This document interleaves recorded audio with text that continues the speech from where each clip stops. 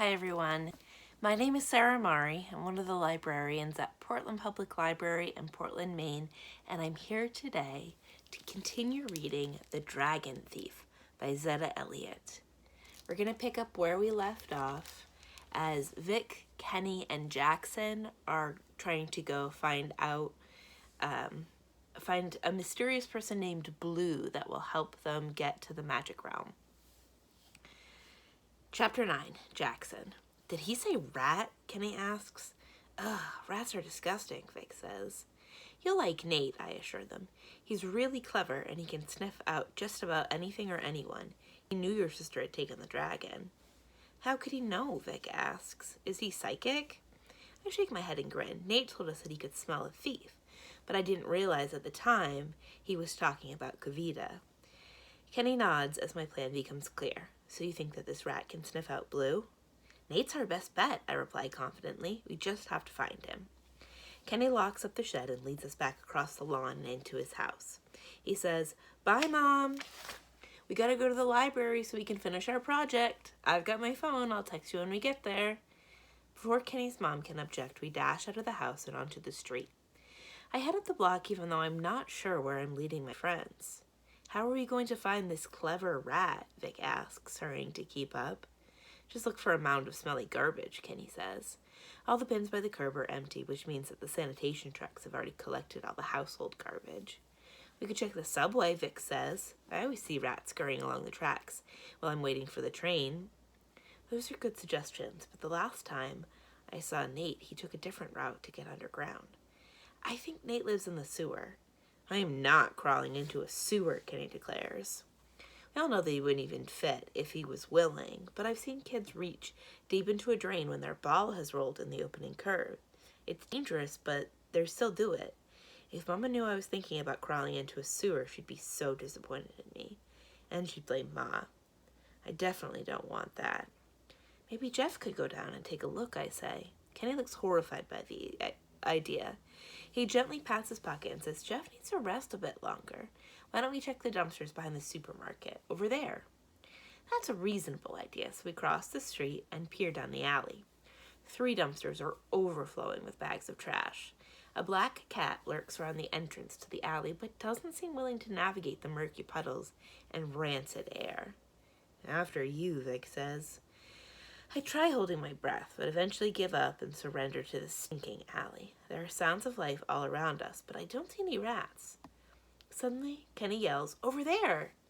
I follow his pointing finger and I see 2 rats fighting over a half-eaten slice of pizza. Is that him? Vic asks. I study the 2 rats for a moment and shake my head. I don't think so. Nate's bigger than that, and, well, more dignified. Maybe you should ask those rats if they know where Nate is. I feel a little ridiculous speaking to a couple of rats, but just this morning I was talking to a squirrel and a pigeon, so I give it a try. Excuse me, we're looking for a friend of ours. His name is Nate. Have you seen him? The rats abandon their tug-of-war for a moment.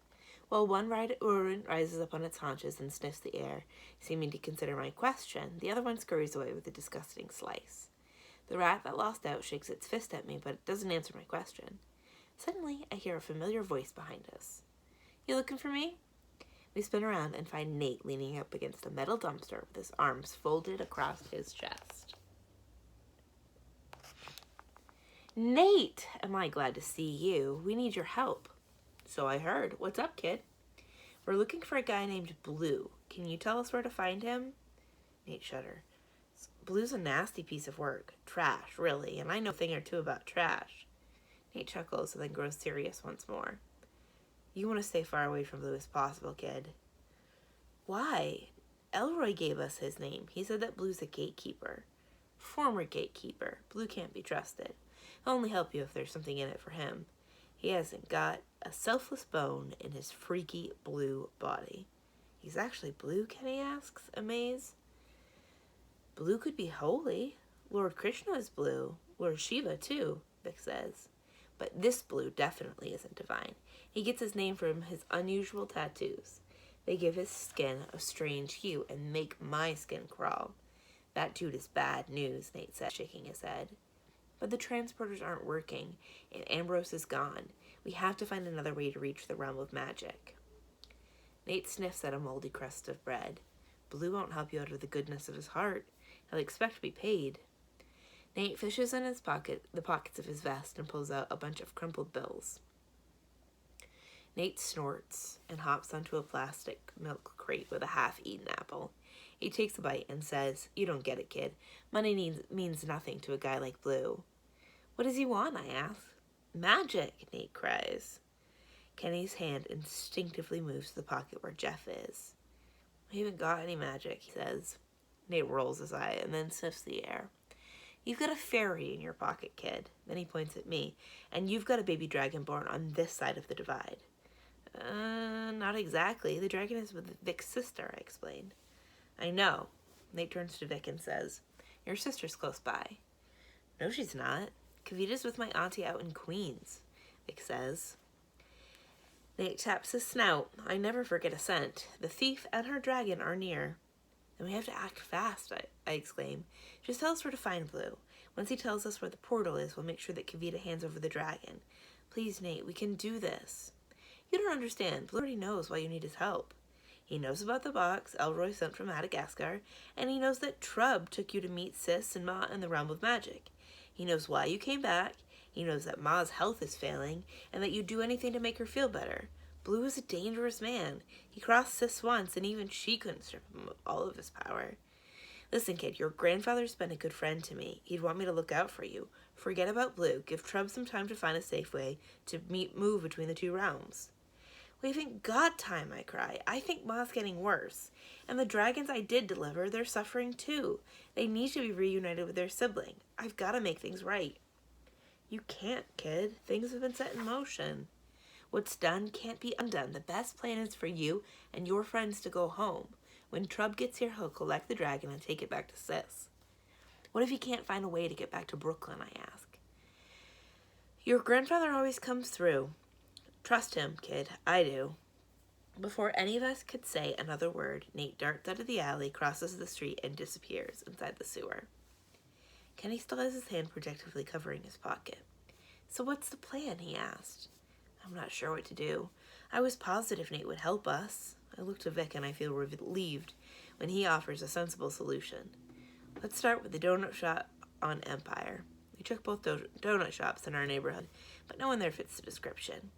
Kenny uses some of his crumpled up bills to buy us each a donut. We thank him and head up to the park. "Well, that was a waste of time," Kenny says, looking at the sprinkles stuck to his fingers. "Not necessarily," Vic says. "Nate swears my sister is close by. We didn't know that before." "Why don't you call her and find out just where she's at?" I suggest. Vic tries calling his aunt's phone, but neither she nor Kavita picks up. He leaves a message telling them to meet us at the park across the street from the old spice factory. I look at the park and marvel how ordinary everything looks. Kids are laughing and playing tag in the jungle gym. Older boys race up and down the basketball court, their ball thudding loudly as they dribble on the asphalt. A couple of older men are even using the handball court. They don't know anything about our mission. A small part of me wishes I could be ordinary too. "It always smells funny around here," Kenny says. It does. I nod at the building across from the street. Across the street from the park. "It's the spices that they make over there, I guess." "The sign says that they're an importer of spices," Vic points out. "I don't think they make anything in that old building." "Then why is there a smokestack?" I ask. "I think it used to be a different kind of factory. Look up there." Vic points to a smooth patch on the brick wall that's been framed by blocks of stone of a different color. Somebody removed an inscription. That must have been the name of the original factory. Kenny crinkles his forehead and studies the smooth patch of stone for a long while. He opens his mouth to say something and then looks at the ground instead. Whatever that place used to be, it just looks creepy now. Graffiti covers the dark brown brick walls, and all of the ground level floor doors are signed off. The ground floor windows are caged in bars, and the loading dock just doesn't seem to be in use. There's one wide entrance for vehicles that leads to a cobblestone courtyard. Next to the building is an empty lot. A tall chain-link fence surrounds the lot, and dingy plastic bags flutter listlessly on the breeze, snared by the razor wire that loops around the top of the fence. Suddenly, I hear a shrill whistle. Thinking it might be Soot, the pigeon I met this morning, I start examining the bird string around the park. Then the whistle pierces the air again, and I realize it's coming from behind us. I look over my shoulder and find a glowing blue man staring at me.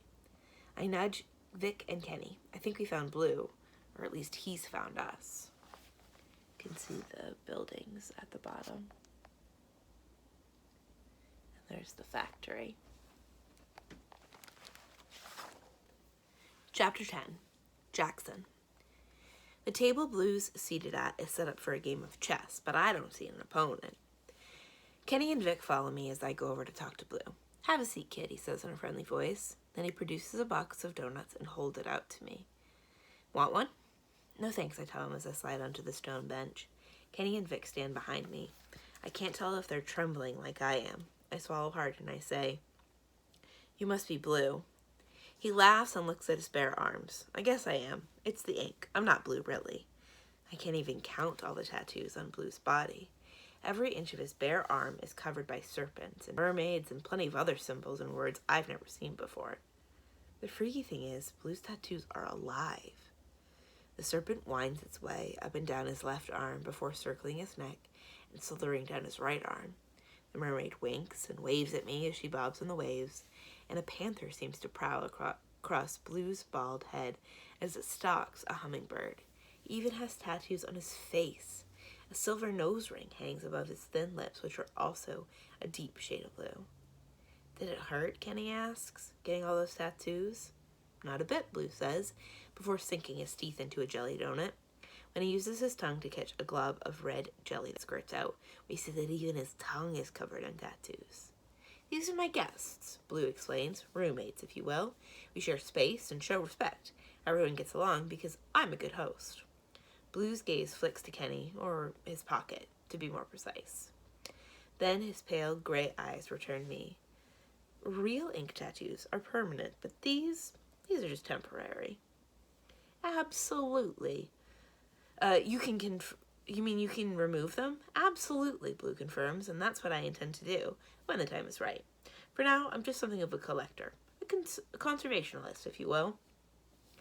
After everything he told us, I didn't expect Blue to be so laid back. "Do you play chess?" I ask. He grins. When I find it a worthy opponent. "Want to play?" My dad taught me how to play chess, but it would be hard to concentrate with Blue's tattoos roaming all over his body. "Maybe another time," I say. "Right now I need your help." Blue sets down the box of donuts at the edge of the table and leans closer to me. "Sounds serious. What do you need, kid?" I glance over my shoulder at Kenny and Vic.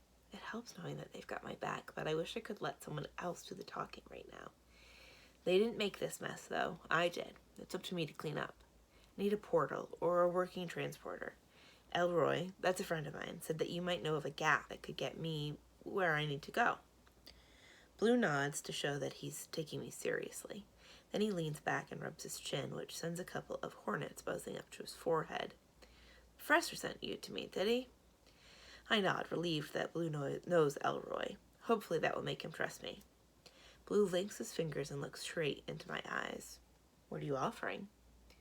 It's not a demand, but I still feel a knot twisting in my stomach. "What do you mean?" "Sure, the professor told you that I don't work for free, kid. I operate on a barter system. I give you something that you want, and you give me something that I want. That's fair, right?" Everything Blue's saying is making sense. I glance back at Vic, who says, "Tell us what you want." Blue grins, and once again I feel uneasy. There's something oily about his smile. He licks the white powdered sugar off his lips and leans in once more. "Tell me what you've got," he says quietly. If Nate's right about Blue, this is just a game. He already knows about the dragon, so why waste time? We have a ferry," I tell him, knowing Kenny might clobber me right then and there. A smirk twists Blue's mouth. "Have you now? Can I see it?" I have no choice now but to turn and face Kenny. His cheeks have turned red, but he opens his pocket and Jeff flies out. The fairy sweeps his eyes over Blue, folds his arm, and turns his back to Blue while hovering above the chessboard. Blue laughs off the snub. My, he says. with an exaggerated admiration. That's no ordinary fairy, boys. You've got one of Sis's personal attendants. Jeff refuses to turn around, but the haughty creature tilts his head up a bit. He's clearly proud that Blue knows who he is. That kind of fairy is highly prized in some circles, Blue says. What are you going to do with Jeff? Kenny demands. Do? What do you think I would do to such a gem? Your little friend will be right at home amongst my menagerie. I have several fairies already, but it's Jeff, isn't it? This one outranks all of them. Wait, you mean you're going to turn him into a tattoo? Kenny reaches out a desperate hand, and Jeff flies over to him. Kenny pulls the fairy closer for protection and drops Jeff back into his pocket. It's just a temporary state of being until you can what? Blue looks sideways at Vic. That's none of your concern. Then his gaze slides back to me. With a bright smile, he says, a deal's a deal. The gate you're looking for is right behind you. Once you hand Jeff over, I'll open it for you. We all turn around, but there's nothing to see. The gate's in this part? I asked. Across the street, Blue says. Inside the old factory. He glances at his wrist, but there's no watch there. Just a strange tattoo of a compass with a needle that moves. Meet me there in an hour and I can open the gate for you.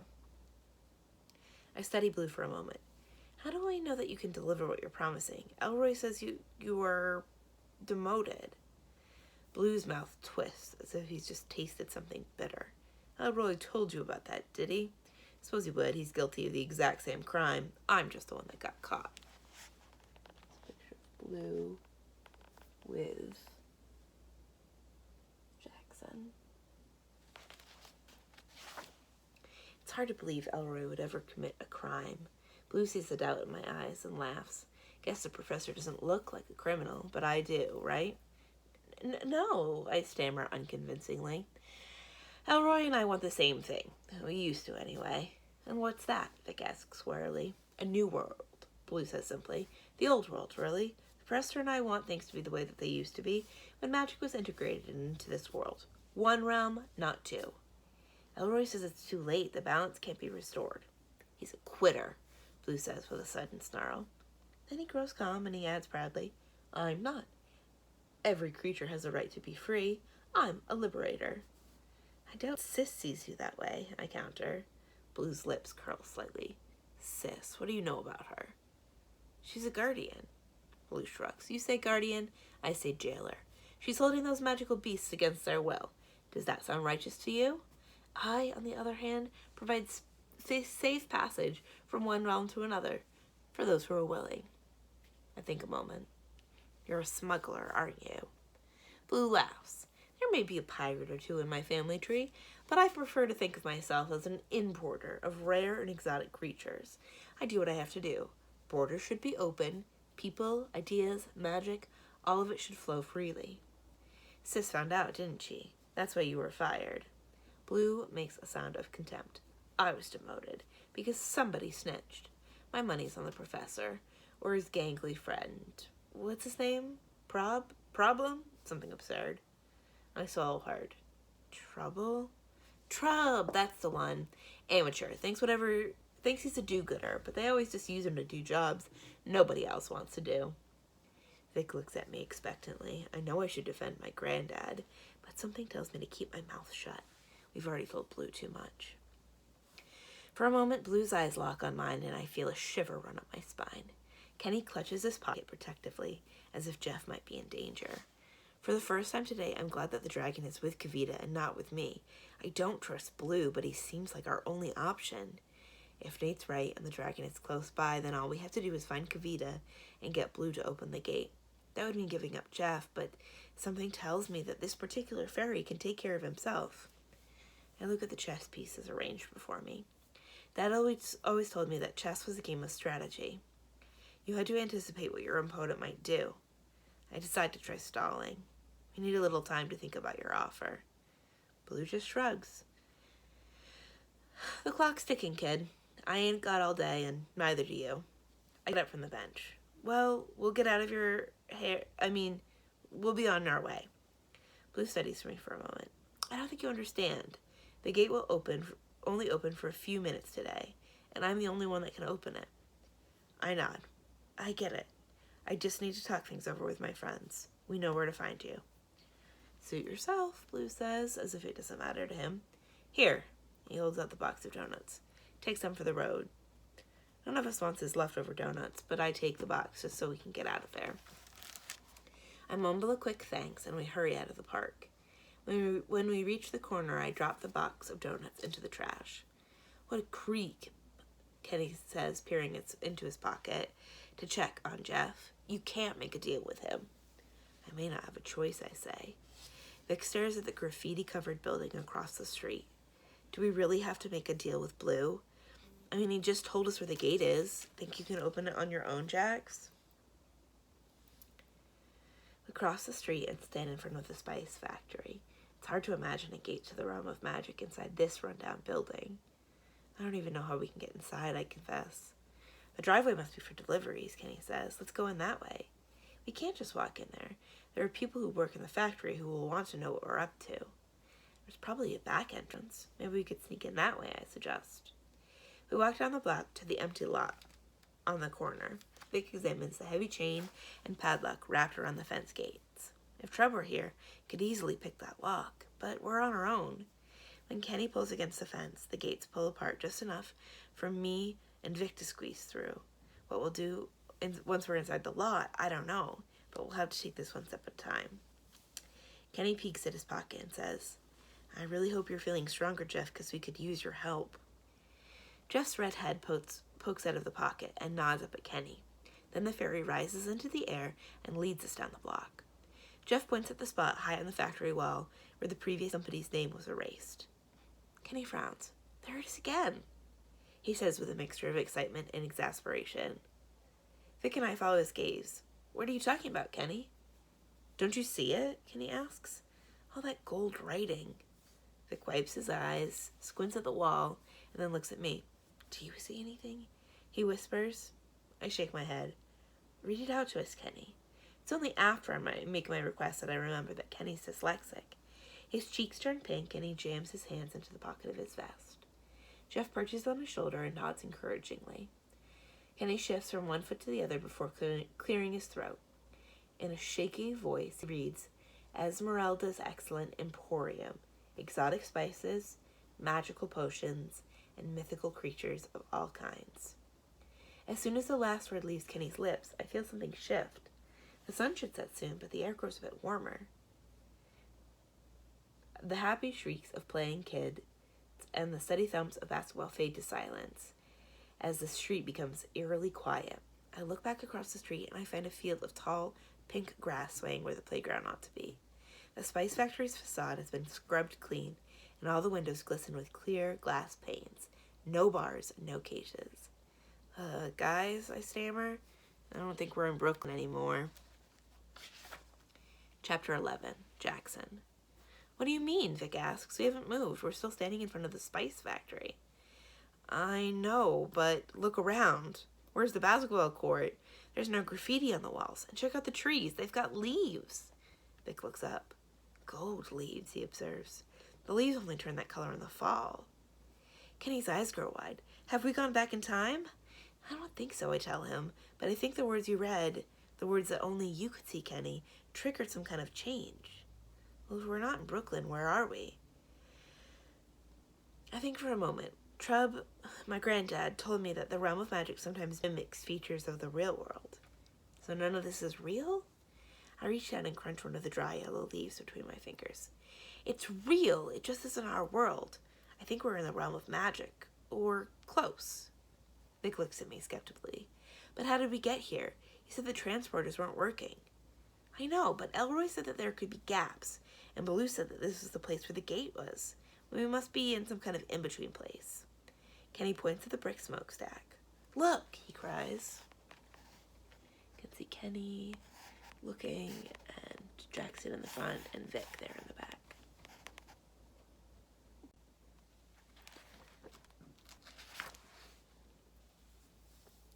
We follow his finger and see orange smoke curling out of the top. The entrance at the bottom of the smokestack is no longer sealed with cement blocks. Instead, an elaborately carved wooden door stands slightly ajar. The sky above us is a beautiful shade of mauve, and a flock of silver birds dips and dives like a school of fish in the air. There are no towering baobabs here like the last time I visited the realm of magic, but I feel just as calm. I try to reassure my friends, since they look anything but calm right now. It's okay, you guys, we're safe here. When they look at me doubtfully, I rush on. Really, this might even be a good thing. I think we're close to the realm of magic. Now, all we need is that dragon. I turn to Vic, excitement bubbling inside me as a plan starts to form in my mind. Quick, call your sister. If Blue's telling the truth, we don't have much time. She has to bring the dragon here right away.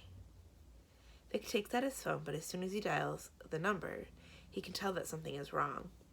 Auntie? He says doubtfully before offering an apology. Sorry, I must have dialed the wrong number. What happened? I asked. A man answered, Vic tells us with a confused look on his face. Maybe my phone doesn't work in this realm. I hadn't thought about that. Try again, I urge him. Vic dials the number once more, but a queasy look soon appears on his face. Auntie, Kavita? Who is this? Vic demands. His hands start trembling and he nearly drops the phone. Kenny and I hear a man laughing loudly on the other end. The donut I ate earlier suddenly feels like a rock in my belly. Hang up, Vic, I urge him. Just hang up. Instead, Vic grips the phone with both hands and yells, What have you done to them? Why are you doing this? I grab the phone from Vic and end the call. Kenny looks from me to Vic and back to me. What's going on? He asked anxiously. Blue's got them, I say quietly. Kenny swallows hard and manages to erase most of the fear that was in his eyes a moment ago. Okay, he says, so we have to open the gate after we rescue your sister and your aunt. Kenny plants his hands on his hips and says, What's the plan? I think about what Ma said before we left the realm of magic together. Sometimes you don't have time to make a plan. Sometimes you just have to use whatever you've got with you to do whatever you can. I've got my friends. We've also got a fairy. Will that be enough? Tears are shining in Vic's eyes. I put my arm around him and give my friend a reassuring squeeze. Don't worry, Vic. Kavita and your aunt aren't far away. Blue's probably holding them inside the spice factory. So, does that mean he already has the dragon? Kenny asks. Why didn't you just say so? I don't know, I confess. It's like he's playing some sort of game. Nate did say that we couldn't trust Blue. This is a trap, Vic says hopelessly. Blue has everything, which means that we have nothing to bargain with. That's not true, I say with more confidence than I actually feel. I guess you'll have to trade Vic's family for Jeff, Kenny says with a sigh. The fairy seems untroubled by that possibility, but Kenny's clearly upset. I think a moment. The first time that we used the transporter, Ma had to give Ambrose a password. Trub didn't need a password because he picked a lock on the guardhouse. But there was one other time. Maybe not, I insist. There might be another way. I slip my book bag off my shoulder and dig inside until I find a jagged fragment of crystal I collected when Ma and I went back in time. Way back. All the way back to the Jurassic era. What's that? Kenny asks. I open my palm, and the crystal sparkles even though I can't see a sun up in the sky. It's quartz, I tell him. Ma used a larger crystal to send me back to Brooklyn. Maybe we can use this rock to send the dragon back to the realm of magic. I don't tell them that Ma used a compression spell, a spell that I don't know. I figure that we'll cross that bridge when we get to it. Suddenly, we hear a voice calling for help. It seems to be coming from the top floor of the factory. Vic freezes. That's my sister. We all look up. It's Kenny who spots the one window that's open. I think she's up there, he cries. Vic rushes over and calls up, Kavita? Kavita, is that you? Kavita doesn't come to the window, but we can hear her clearly. Vikram, help us! The scary man took Mo! Who's Mo? Kenny asks us. Before we can answer, the window slides up and Blue appears. He perches on the windowsill and grins down at us. Scary? That's not a very flattering description. Ah, well, I guess beauty is in the eye of the beholder. Let them go, Vic demands angrily. Don't be alarmed, Blue says sweetly. Your aunt and your sister haven't been harmed. I just thought that you boys might need a nudge, shall we say. I did make you an offer after all. We don't need your help anymore, Kenny shouts defiantly. Jackson can open the gate himself. My stomach lurches and I clutch the crystal in my hands. I hope Kenny's right. Blue laughs. Kenny now, I'd love to see him try. Why don't you boys come inside and we'll complete our transaction. For the first time, we notice the factory doesn't have a front door. Blue sees our confusion and directs us around back. You'll find the entrance at the base of the smokestack, he says, as if he's a nice neighbor inviting us over for tea. We race over to the smokestack. Vic gets there first and grabs a knob, but Kenny tugs on his arm. What if it's a trap? We have to risk it, Vic insists breathlessly. We can't just leave them up there. He's right, I say. Blue probably will play a trick on us. We just have to outsmart him. Vic nods approvingly and flies through the crack in the door. Vic pulls up the door wider and we file in. With the help of Jeff's glowing wings, we see that there's a tunnel leading from the smokestack back to the factory. Jeff burns as bright as a candle, and we follow the red glow until we reach the end of the tunnel and enter the spacious warehouse. There's a wide staircase in the center of the room, and we cautiously head over to it. This place looks like a laboratory, Vic says.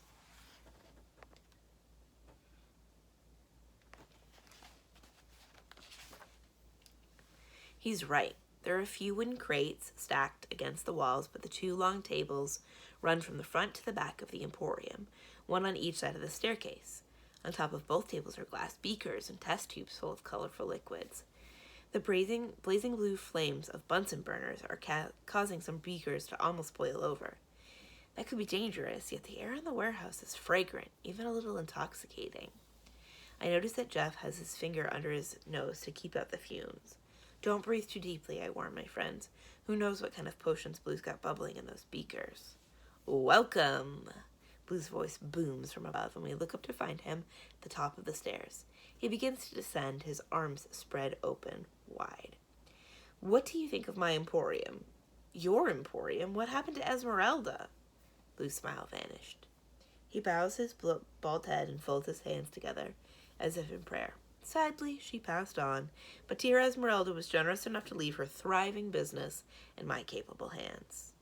What do you make here, I ask, wishing I could hide my curiosity and focus on finding Kavita and the dragon.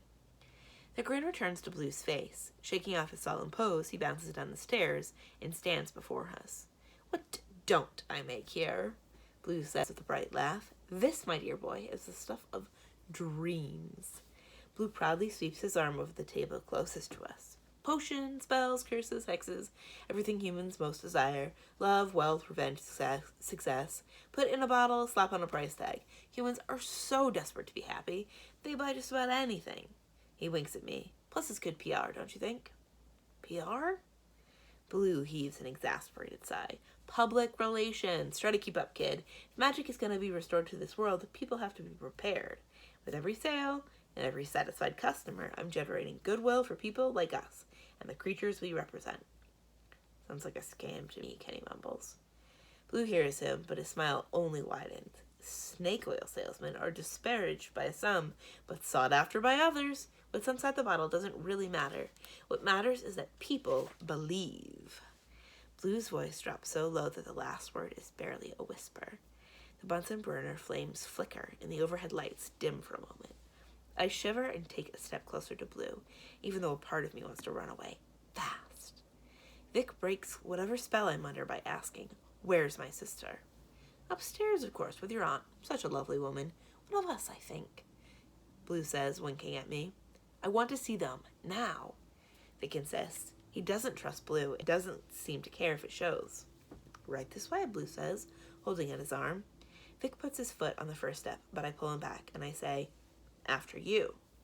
Blue nods and takes the stairs two at a time. We have to hustle to keep up with him, and are panting by the time that we reach the second floor.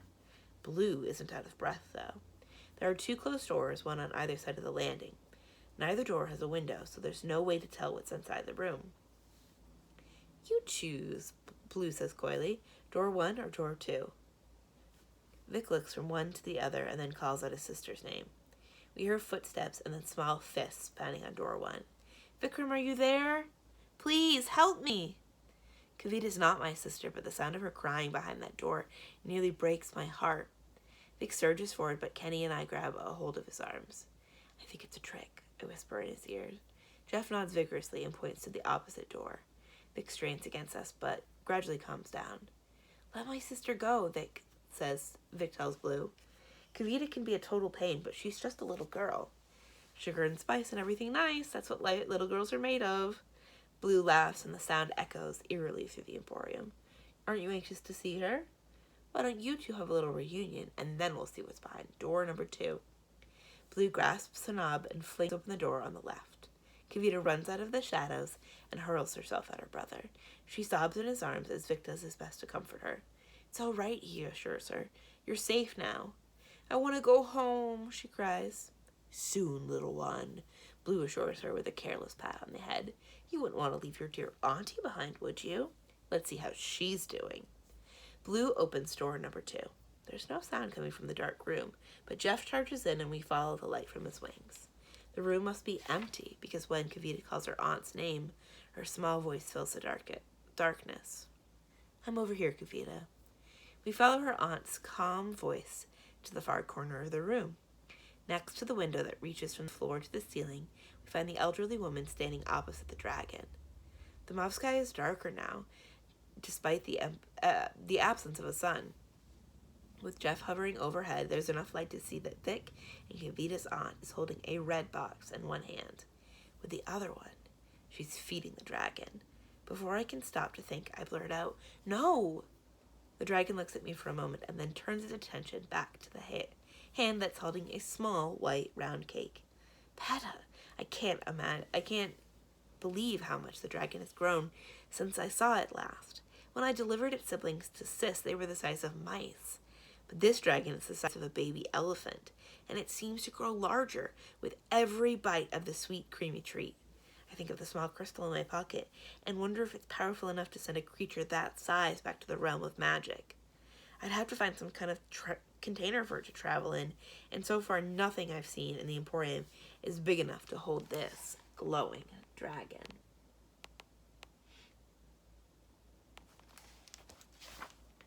Kavita finally lets go of Vic's hand and runs over to her aunt. Are you okay, Auntie? When Kavita starts crying again, the old woman makes a funny sound with her tongue. She says before wiping away Kavita's tears with the hem of her sari. Don't think of us, child. I'm fine. Mo and I are just having a snack. You aren't supposed to feed the dragon, Auntie, Vic says, with an embarrassed glance in my direction. Suddenly Blue emerges from the shadow. It would be cruel to let the poor creature starve, don't you think? Ma said not to feed it anything sweet. I say. Blue licks his lips. That's because she had to carry 3 dragons to the realm of magic. She couldn't afford to have them any bigger than her thumb. But this magnificent creature isn't going anywhere. Blue walks over and strokes the dragon under its chin. It must like him because it makes a sound similar to a cat's purring. Blue, why is it so dark in here, I ask. Blue gives me a disappointed look. You don't know much about dragons, do you, kid? Their eyes are very sensitive to light. Some reptiles have night vision, Vic tells me, so I guess it makes sense that dragons would too. Dragons may have night vision, but we don't. It's going to be hard to come up with a plan when I can't get a sense of the contents of the room. Blue isn't watching us too closely, which is good. I do love sugary things, Blue says. Any left for me, Auntie? The old woman calmly pops the last cake into her own mouth before tossing the empty cardboard box on the floor. It slides to a stop at Blue's feet. That wasn't very nice, he says with a silly pout. I've been such a hospitable host, and this is how you repay me? Kavita glares at Blue, but her aunt refuses to even glance in his direction. Well, perhaps it's time for you two to go home. You've served your purpose. Kavita throws her arms around the dragon's neck. I'm not leaving without Mo. I'm afraid that's not how gifts work, my dear. You gave the dragon to me, remember? I didn't give you anything, Kavita says, with surprising ferociousness. Right now she is definitely scarier than a dragon. Mo, as she calls it, is nosing around the empty box, clearly hoping for more peta. Kavita flings her finger at Blue. You stole Mo. Blue pretends to be shocked by Kavita's accusation. Stole? Well, isn't that the pot calling the kettle black? He says huffily. The only thief here is you. You took something that didn't belong to you, something very precious, something that I happen to need. I tug at Vic's sleeve and I pull him back into the shadows. Keep Blue talking, I tell him. I'm going to see if I can open the gate using the crystal. Vic nods and steps back into the light cast by Jeff's wings. Why do you need a dragon? Haven't you already got one tattooed on your arm? Vic keeps his voice neutral enough to sound like he's genuinely curious, and Blue falls for it. I actually want to hear the answer to that question, but instead, I tap on Kenny on the shoulder and draw him into the shadows with me. We need something big enough to cover the dragon, I whisper urgently. Kenny looks around, but there isn't much that we can see in the dark room. He searches the many pockets of his vest and pulls out a pen. With one quick click, a thin beam of light appears at the end. Kenny swings the pen around the spacious room. Do you want a blanket? He says, you can't hide something that big, Jax. We're not going to hide it. We just need to contain it. Kenny still looks confused, so I blurt out, piezoelectricity. I try not to sound as impatient as I feel. I'm so close. If I can just wrap the dragon up somehow, I might be able to open the gate and send it back where it belongs. I answer Kenny's question before he can ask it. If you crush a crystal, it will release an electric charge. One time, Ma used a crystal to move the transporter between realms. She said the charge and my own intentions steered the guardhouse where I wanted it to go. Maybe we can do that again now. Ma didn't have a guardhouse to travel in, so she used a hollow tree trunk. Tree trunk? Kenny sounds impressed and doubtful at the same time. No chance of that dragon fitting in one of those, he says, even if there was a tree trunk lying around this emporium. I hate to admit it, but Kenny's right. I glance over my shoulder to see what Blue's up to. Sounds like he's explaining the difference between a dragon and the sea serpent that's writhing up and down his arm. We also need to find a way to crush this crystal, I tell Kenny. I pull the rock from my pocket, and it sparkles when Kenny trains the flashlight on it. Ma used a compression spell, but I don't know any spells yet. Maybe we could use something heavy instead. Kenny glances around the big room. I'm heavy, he said. What if I just stomp on it? A few hours ago, I was worried that Kenny might stomp on me. That might work, I tell him. I'll go over to the other room and see if I can find something to wrap the dragon in. When I give you the signal, you smash the crystal and we'll try to transport the dragon out of here. I don't let myself consider the possibility that our makeshift transporter could misfire and send the dragon to the Jurassic era instead of the realm of magic. Kenny nods and holds his fist. I bump it with my own, and he hands me his flashlight pen. Thanks, Kenny, I say, before turning back towards the door. Then I hear Blue call my name. Leaving so soon, Jax? You don't want to miss the show. I pocket the crystal and the flashlight before rejoining the group. I was just looking for the bathroom. Blue raises one skeptical eyebrow. It's downstairs. But, why don't you worry about your bladder later? This remarkable woman has trained the dragon to do tricks. Vic and Kavita's aunt hold something high above her head, and even though the growing dragon now towers over her, it obeys her command and stands on its hind legs. She tosses the red and white striped peppermint into the air, and the dragon snaps it up. Next she holds another candy close to the floor. The dragon lies on its stomach and rolls onto its back, earning another treat. Quite impressively, don't you think? Blue whispers confidently as if we're old friends. This isn't the circus, I say grouchily. Blue sobers and studies me for a moment. You have a good heart, Jackson, he says finally. Can see why Ma chose you for her apprentice. You know Ma? I ask, somewhat surprised. Everyone knows Ma, he replies. And he says, we have something in common, you and I. That seems unlikely, but I wait to hear what Blue has to say. We don't want to see these amazing creatures exploited. They should be allowed to live with dignity. I hate to admit it, but I do agree with Blue. Right now, performing tricks for treats, the dragon looks anything but dignified. Vic's aunt is smiling like this little show really is amusing. But then her smile changes. I'm not sure how, but I know it's different. She's about to do something I can tell. If Blue doesn't know what's coming, if Blue knows what's coming, he doesn't let on. Speak, says the old woman. The dragon tilts its head to one side and studies her for a moment. Then its eyes fix on the candy that she's holding between her finger and thumb. Speak. The old woman's voice is lower this time and softer, but the dragon obeys. The floor shakes as it thumps its plaited tail on the wooden boards. Then it tilts its head back and utters a single wail. The hairs on the back of my neck stand up. I glance around the room and notice that everyone seems to be cringing. The dragon's voice has the same effect as nails being drawn on a chalkboard. Instead of flinging the candy into the mouth, Auntie repeats her command. Speak! Again, the dragon thumps its tail on the floor 3 times. Then it rears up on its hind leg and opens its fanged jaws and shrieks.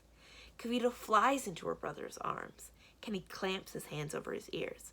I fall forward onto my hands and knees, and that's when I drop the crystal. It rolls across the wooden floorboards, Kenny spots it and lunges at the crystal. He just meant to stop it from rolling into the shadows, but his giant foot lands on top of it instead. The pressure of his weight on the crystal releases a blinding flash of light that sends the dragon into a fit. It shrieks and slams its table into the window this time, shattering the glass. Blue tries to soothe the frantic creature, but Auntie just watches the spectacle with a small smile on her lips. When the dragon finally quiets, another sound fills the room. Actually, we feel the rumble before we hear it. "What's happening?" Kenny asks, gingerly removing his foot to inspect the crystal. It glows brightly and remains intact. "Did it work?" Kenny asks hopefully. I shake my head and just put the crystal back in my pocket. The dragon is just where we left it, which means that the gate didn't open, I think. But in my gut, I feel like the crystal did work.